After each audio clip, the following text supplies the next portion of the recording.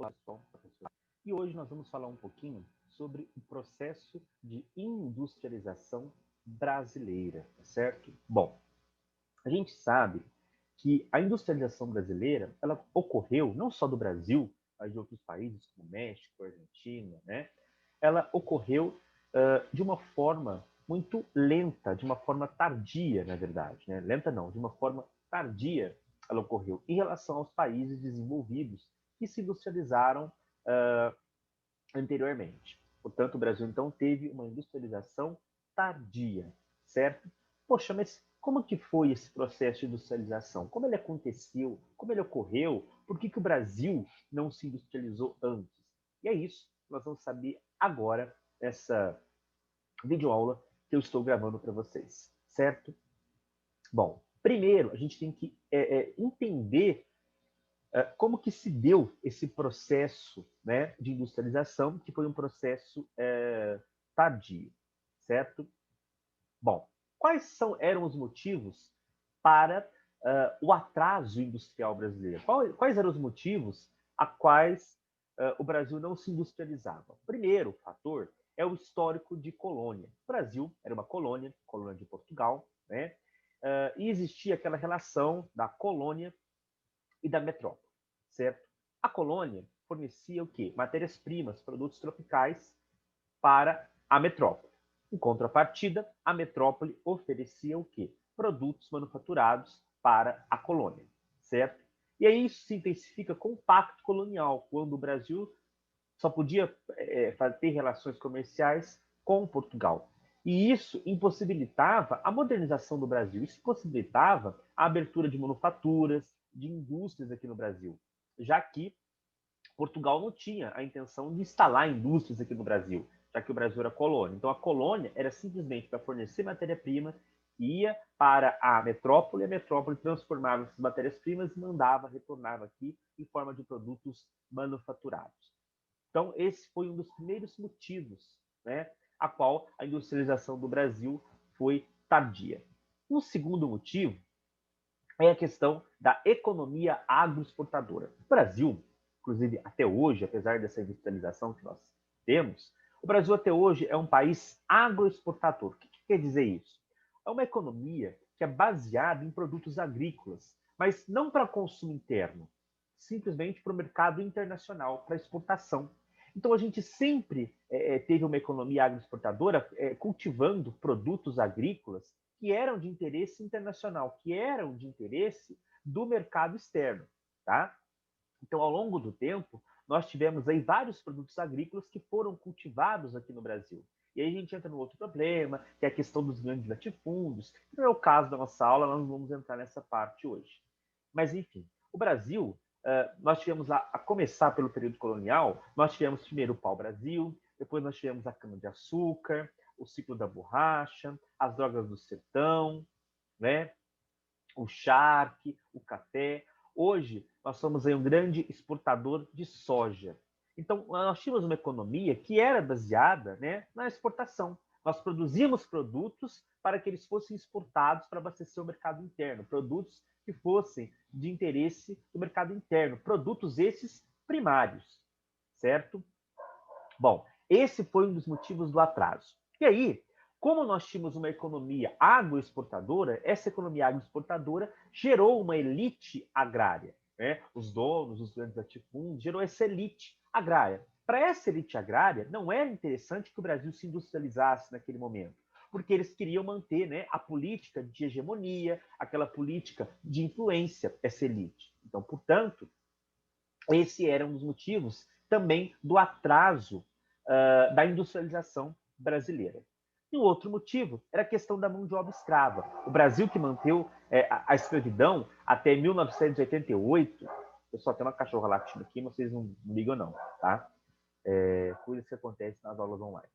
Mas, enfim, o Brasil manteve a escravidão, né? Foi o último país aí a abolir a escravidão, manteve até 1888. Então nós tivemos aqui durante um longo período a mão de obra escrava. A mão de obra escrava, o escravo não tinha salário. Então, portanto, o escravo não era consumidor. Portanto, aqui nós tínhamos uma ausência de mercado consumidor, né, e também de mão de obra qualificada, né, já que o escravo, né, a pessoa que estava sendo escravizada, o negro escravizado, ele não tinha estudo, né, então nós tínhamos uma ausência de mercado consumidor e falta de mão de obra qualificada para se trabalhar nessas indústrias. Tá? Então, esse foi aí mais um dos motivos, né, para esse atraso da industrialização brasileira. Bom, o que a gente pode ressaltar aqui? Tá?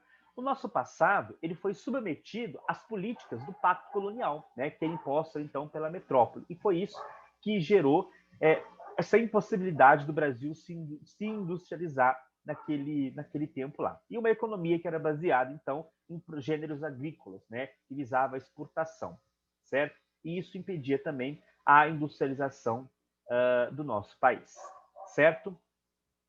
Bom, como que o café, como que a industrialização começa a surgir aqui no Brasil? A industrialização no Brasil ela começa por conta do café. O café foi a base para a industrialização brasileira. Mas como assim? Como o café foi a base para a industrialização brasileira? Bom, primeiro vamos lá. O café ele era um produto que era altamente, naquele período, valorizado no mercado internacional, principalmente ali por volta dos anos de 1900, por aí. Era um produto que era muito valorizado internacionalmente, no mercado internacional. O Brasil, principalmente o Sudeste, São Paulo, apresentava condições ótimas para o cultivo do café, para o plantio do café, né? E com o cultivo do café ia manter a ordem vigente, a ordem social vigente, né, dos grandes proprietários de terra, né? Muito semelhante ao ciclo da cana, ou seja, grandes propriedades, os grandes latifúndios, a monocultura. O que é isso, a monocultura? O cultivo de um único produto em grandes propriedades, que visava o mercado externo, né? Que visava a exportação, né? E usava muita mão de obra. Inicialmente, era a mão de obra escrava que era utilizada. Depois, aqui no Sudeste, em São Paulo, no Oeste Paulista, é que se usou a mão de obra do imigrante. Mas, inicialmente, era a mão de obra escrava. Por isso que a gente fala que o café foi a base, né, da industrialização brasileira. Tá? E essas eram algumas vantagens aí. Um produto que era altamente valorizado, excelentes condições naturais para o plantio, né, um clima tropical, o solo de terra roxa, né, que a gente costuma chamar, né, e mantinha ainda a ordem social vigente. Tá? E só uma curiosidade que nós temos aqui, a gente pode relacionar a expansão do café, né, com a industrialização, com a Revolução Industrial na Europa, nos Estados Unidos, porque os trabalhadores que trabalhavam na fábrica, trabalhavam nas fábricas, trabalhavam muitas horas, e eles precisavam de estimulante, e o café era um estimulante. Tá? Isso aqui é só a título de curiosidade. Bom, o café, base da industrialização. Como que foi o ciclo do café, então? A primeira fase, ou seja, o primeiro ciclo do café começou no Vale do Paraíba, ali no Rio de Janeiro. O café ele era cultivado ali em áreas de encosta, né? Isso tinha inúmeros impactos, né, ambientais. Nessa região do Vale do Paraíba, a mão de obra utilizada era a mão de obra escrava, né? E o escoamento também era feito por transportes muito precários naquela época, demorava se chegar no porto, né? Essa é a primeira fase, o primeiro ciclo do café. O segundo ciclo do café, ele começa ali no Oeste Paulista, aqui em São Paulo, tá? Nessa região aqui, o café já era cultivado em áreas mais planas, que, claro, também causou danos ambientais, tá? Só que aqui, diferente do Vale do Paraíba, passou-se a usar a mão de obra do imigrante, o imigrante que tinha chegado. Então, você percebe o seguinte, aqui já começa a base da industrialização, porque o escravo, ele não era mercado consumidor, e o escravo também não era mão de obra qualificada. O imigrante, primeiro, ele já é consumidor, né? Apesar também da precariedade que muitos imigrantes viviam, mas o imigrante já era o mercado consumidor, né? E muitos imigrantes que vieram para cá, eles eram uma mão de obra qualificada, né? Então você começa a perceber que começa a existir uma certa mudança, tá? Aqui no Oeste Paulista, o escoamento do café, da produção de café, era feito por ferrovias até o porto de Santos, e aí era escoado para fora. Tá? Um clima, como eu já falei, muito favorável, né? Um clima tropical. E nessa região aqui, do Oeste Paulista, começou a crescer, as cidades próximas e começaram a crescer em torno das fazendas cafeicultoras. Então, começou a crescer cada vez mais as cidades. Começou a se montar um centro urbano em volta dessas regiões cafeicultoras aqui no Oeste Paulista. Então, tudo isso foi base para a industrialização brasileira, certo? E só a título de curiosidade para vocês também, essa aqui era a cobertura vegetal aqui no estado de São Paulo, de Mata Atlântica. Né? Isso lá em 1500, o que está em verde era a Mata Atlântica. E a gente pode perceber que ao longo dos anos, a vegetação nativa, né, a cobertura vegetal, ela foi diminuindo drasticamente.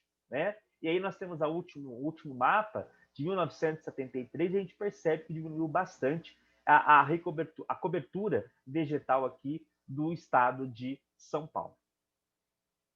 Bom, nesse outro mapa aqui, a gente pode perceber aonde tinha o cultivo de café. Aonde está em amarelo é onde nós tínhamos o cultivo do café. Era onde nós tínhamos aqui no estado de São Paulo as grandes fazendas cafeicultoras, tá? E juntamente com algumas cidades. A gente pode perceber Ribeirão Preto, aí que tem, por exemplo, Batatais, onde eu estou, Franca, né? São Carlos, né? Regiões ali, Campinas, né? Mococa, né? Bebedouro, Olímpia, regiões aí onde existia a produção do café, e percebam que as ferrovias passavam por essas regiões, aonde tinha a produção do café, e era exatamente para isso, para que esse produto fosse escoado, né? E para que esse produto chegasse aqui aonde realmente importava, para que ele chegasse aqui no Porto de Santos, tá certo? Então, tinha toda essa questão aí também. Deixa eu mudar aqui, parece que meu mapa não quer mudar. Peraí. Agora sim, deixa eu só apagar esse risco que eu fiz aqui. Apaguei. Bom, continuando aí, então, como eu falei, a atividade de cafeicultura ela foi base, né, para o processo de industrialização. Então, a primeira coisa que nós tínhamos é mão de obra assalariada, né, e qualificada, que era o imigrante. Você tem o mercado consumidor, que era o imigrante. O crescimento urbano, né? E aí, nesse crescimento urbano, você começa a criar uma classe média urbana, uma classe média que vive nas cidades. Você tem, com o cultivo do café, os grandes cafeicultores, o acúmulo de capital, né? E você começa a ter uma infraestrutura boa, né? As ferrovias começam a se desenvolver nessa região aí, né? E tudo isso se concentra aqui, na região sudeste, principalmente em São Paulo, tá? Então, são bases para a industrialização brasileira. Travando aqui. Pronto. Olha só. Se a gente olhar antes do ciclo do café, o Brasil, a gente costumava, como o Sérgio Buarque de Holanda costumava chamar, os chamados arquipélagos econômicos.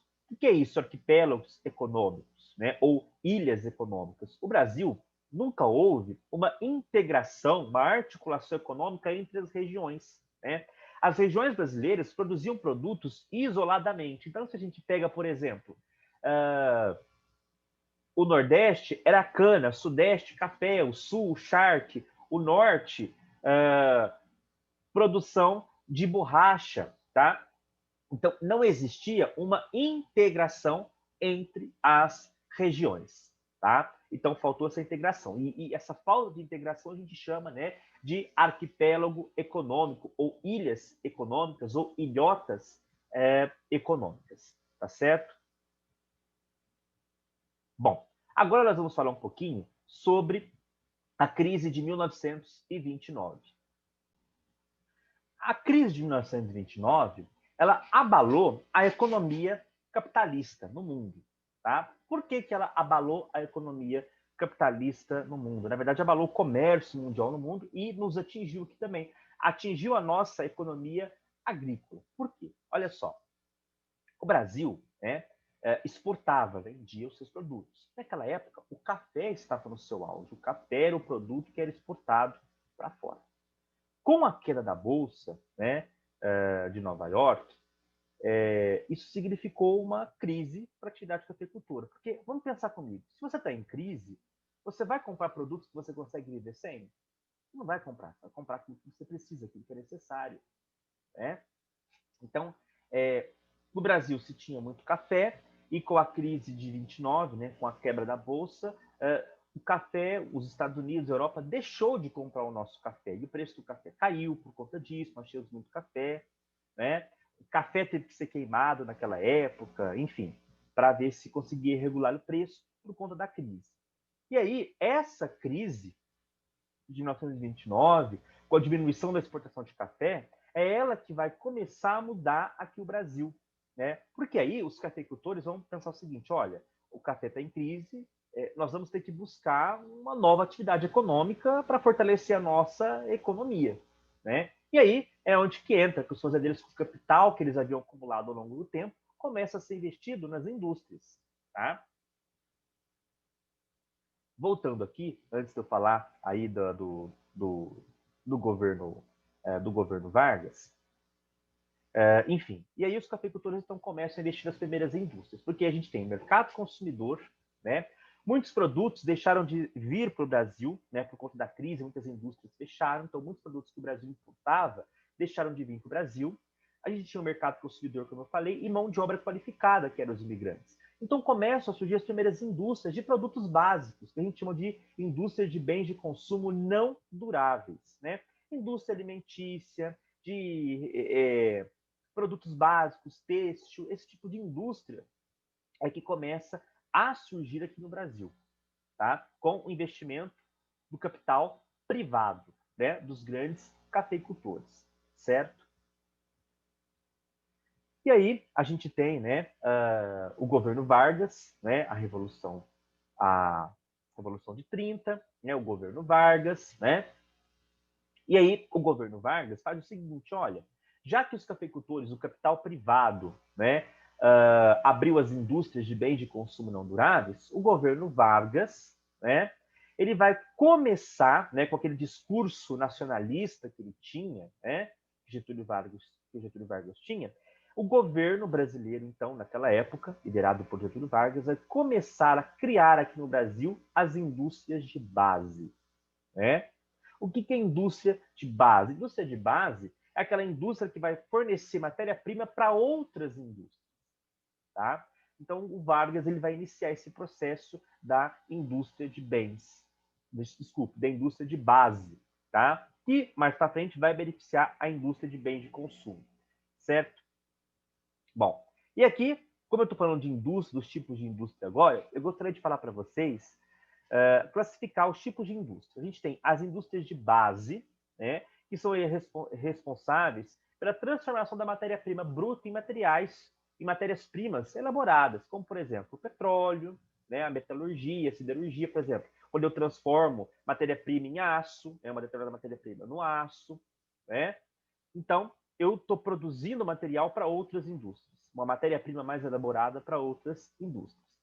A gente tem a indústria de bens intermediários. O que é isso? Indústria de bens intermediários. Aquelas indústrias que são responsáveis pela produção de máquinas e equipamentos que vão ser utilizados em outras indústrias, as indústrias de bens de consumo. Então, olha que uma depende, veja que uma depende da outra. A indústria de bens intermediários depende da indústria de base, né? E a indústria de bens de consumo depende da indústria de bens intermediários, tá? E a gente tem a indústria de bens de consumo. Aí você vai ter indústria de bens de consumo não duráveis e a indústria de bens de consumo duráveis, tá? A indústria de bens de consumo não duráveis são produtos alimentícios, têxtil, essa parte básica aí, né? E a indústria de produtos duráveis é de automóveis, de eletroeletrônicos, tá? Então, são esses aqui os tipos de indústria que nós temos, certo? Bom, e aí o Getúlio Vargas, então, vai concretizar, né, as indústrias de base, né? Então, o Getúlio Vargas ele cria a Companhia de Siderúrgica Nacional, a CSN, né? Lá em Volta Redonda, no Rio de Janeiro. Tá? Ele cria a Companhia Vale do Rio Doce, né? Que hoje só chama-se Vale, né? Para explorar e exportar minério de ferro, né? E ele também cria a Companhia Hidrelétrica de São Francisco, porque ele percebe o seguinte: o governo está se industrializando, né? O Brasil, aliás, está se industrializando, o governo criando as indústrias de base, né? E então a gente precisa de energia, né? E aí ele inaugura a Companhia Hidrelétrica do São Francisco, né? Na década de 50. Na década de 50 também é inaugurada a Petrobras, né? Enfim, então, começa a se consolidar a indústria de base aqui no Brasil, né? Como eu falei da crise de 1929, muitas indústrias fecharam, né? Indústrias de produtos que o Brasil comprava, que o Brasil importava para cá, né? E aí, como essas indústrias tinham fechado, né? E depois também, com a Segunda Guerra Mundial, isso piorou, porque os países da Europa, a qual o Brasil importava produtos, deixaram de fabricar alguns produtos para comprar aí, para fabricar armamentos por conta da guerra. Aí o Brasil começa a fazer a substituição de importação, né? Ou seja, produtos que ele tinha que comprar, que ele tinha que importar, ele vai ter que começar a produzir, né? Esses produtos aqui, né? E aí o Brasil então começa, né, a produzir produtos que antes eram importados para atender aqui às suas necessidades, já que a Europa, né, não estava produzindo por conta da guerra e muito antes disso, por conta da crise de 29, muitas indústrias haviam fechado, tá? E aí começa então a se desenvolver a indústria brasileira. Aqui a gente tem um padrão espacial da economia brasileira, ou seja, de centro e periferia. Então a região sudeste, por conta do processo de industrialização, ela se transformou no centro econômico do Brasil, né? Porque aqui no sudeste, por conta do café, e onde se desenvolveu urbanisticamente, né, essa região aqui do sudeste, né, houve um processo de urbanização, uma classe, uma burguesia industrial, né, uma classe média urbana, né? E por isso, então, o Sudeste se transformou num centro econômico, e as outras regiões se tornaram regiões periféricas. Por quê? Pessoas da região Norte, Nordeste, Sul, Centro-Oeste começaram a migrar, né, para o Sudeste, né, atrás aí de melhores condições, atrás aí de empregos. E acabaram ficando subordinadas às outras regiões, né, periféricas, à região Sudeste, que é o centro industrial, centro econômico. Bom, e aí no governo Vargas a gente vai ter algumas consolidações das leis trabalhistas. Perceba que tudo é influência, depende do outro, tem uma influência, né? O processo de industrialização, né? Surge uma classe operária, surge uma burguesia industrial, mas também surge uma classe operária, né? E para fortalecer e proteger essa classe trabalhadora, essa classe operária, é criada uma legislação trabalhista, né? Onde a gente tem as leis trabalhistas, a gente tem contrato de trabalho na carteira de trabalho, uma carga horária máxima estipulada, as férias, o 13º, descanso remunerado, né? Aposentadoria e melhorias nas condições de trabalho, certo? Bom, os impactos dessa industrialização, tá? Bom, primeiro impacto, a concentração industrial na região sudeste, tá? Se concentrou aqui na região sudeste e não nas outras regiões do Brasil, tá? Principalmente nas cidades de São Paulo e Rio de Janeiro. E aí o que aconteceu? Atraiu grandes fluxos populacionais para essas duas cidades, São Paulo e Rio de Janeiro, tá? E aí teve um crescimento muito grande, um crescimento urbano nessas cidades, tá? A gente teve também a questão que não foi colocada aqui, mas a questão do êxodo rural, né? As pessoas começaram a abandonar o campo e vir para a cidade procurar melhores condições de vida, porque o campo também começou a ficar mecanizado, né? Maior distinção entre classes sociais, você começa a ter muitas classes sociais, né? Você começa a ter uma burguesia industrial, uma elite aqui no Brasil, né? Maior distinção aí dos bairros, né? Você passa a ter bairros que são industriais, bairros residenciais de classe alta, de classe média, de classe baixa, né? você começa a ter problemas ambientais, porque a cidade começa a crescer, e se ela cresce sem planejamento, você tem problemas ambientais, problemas urbanos, como falta de esgoto, saneamento básico, falta de moradias, a questão de moradias precárias, né? Enchentes, você começa a ter inúmeros problemas com isso, né? Inúmeros problemas urbanos. Tá? Aí, no final do século XIX, você tem um fraco desempenho no setor industrial, né? A produção cafeeira era a fonte da riqueza nacional. Depois começa o processo de industrialização, né? Aí a gente tem um grande impulso industrial, né? Só que é o seguinte, a nossa indústria depende de tecnologias que são desenvolvidas em outras nações, tá? Por quê? Porque nós não produzimos tecnologia. Nós dependíamos da tecnologia de outros países, tá? Bom, vou falar de alguns outros períodos aqui para vocês. Nós temos aí o período da ditadura militar. Antes de eu falar da ditadura militar, vou falar então aqui do período do JK, que não foi colocado aqui. Então nós tínhamos lá com Getúlio Vargas as indústrias de base, né? Nós já tínhamos as indústrias de bens de consumo não duráveis. Com Getúlio você tem a indústria de base. Na era do JK, no governo do JK, você tem aí o plano desenvolvimentista, né? Ou seja, muitas multinacionais começam a vir para o Brasil, se instalar aqui no Brasil, principalmente de eletroeletrônicos, as montadoras de carro, né? As indústrias de automobilísticas começam a vir aqui para o Brasil, né? Nesse período aí de crescimento do Brasil, esse crescimento industrial, e você tem os 3 tipos de indústria: indústria de base, indústria de bens de consumo não duráveis e indústria de bens de consumo duráveis. Tá? Você tem a construção da nova capital do Brasil nesse período também. Aí você tem o período militar, da ditadura militar, de 1964 até 1985. Você tem também a entrada de muitas indústrias estrangeiras aqui no Brasil, multinacionais. Foi um período de crescimento onde teve muitas indústrias, né? Por isso que muita gente é saudosista, inclusive do período militar, mas socialmente foi um período assim ruim, a questão da tortura, essas questões a gente não vai entrar, né? Mas foi um período de crescimento onde surgiram muitas indústrias aí, né? Porém socialmente não foi muito bom, tá? Foi um período de estímulo ao consumo da classe média, hein? Tivemos obras faraônicas, porém tudo isso fez com que a dívida externa aumentasse, tá?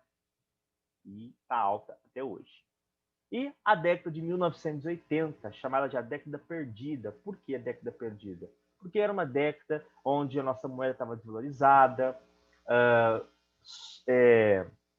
você ia no mercado, os produtos subiam várias vezes ao dia, então a gente costuma chamar da década perdida. A gente teve crise do petróleo, né? Então, por isso que a década de 80 é conhecida como a década perdida. Quando a gente olha nesse mapa aqui, a gente percebe a distribuição espacial industrial. Então, olha só, analisando aqui comigo, a gente percebe que a indústria ela se concentra nessa região aqui, principalmente no Sudeste e no Sul, a região no Sudeste e no Sul. Tá? Nas outras regiões, você quase não vê tanta indústria. Então, a concentração industrial acontece aqui, nessa região aqui, tá bom? No Sul e no Sudeste do Brasil, tá certo? Hoje, o que tem acontecido hoje aqui no Brasil? Há uma desconcentração industrial, ou seja, as indústrias elas estão saindo das grandes cidades, como São Paulo, Rio de Janeiro, e indo para as médias cidades. Por que elas estão fazendo isso? Primeiro, porque nas cidades grandes você não vai encontrar terrenos grandes, os impostos são altos, mão de obra cara, né? E aí, impostos altos, eles vão para as cidades médias que vão oferecer mão de obra barata, terrenos maiores e condições, impostos mais baixos. E tudo isso atrai essas empresas. Então, essas empresas estão saindo das cidades grandes e indo para cidades médias. É isso que tem acontecido atualmente aqui no Brasil. Bom, eu espero aí ter ajudado vocês e eu fico por aqui e até uma próxima aula. Tchau, tchau, pessoal.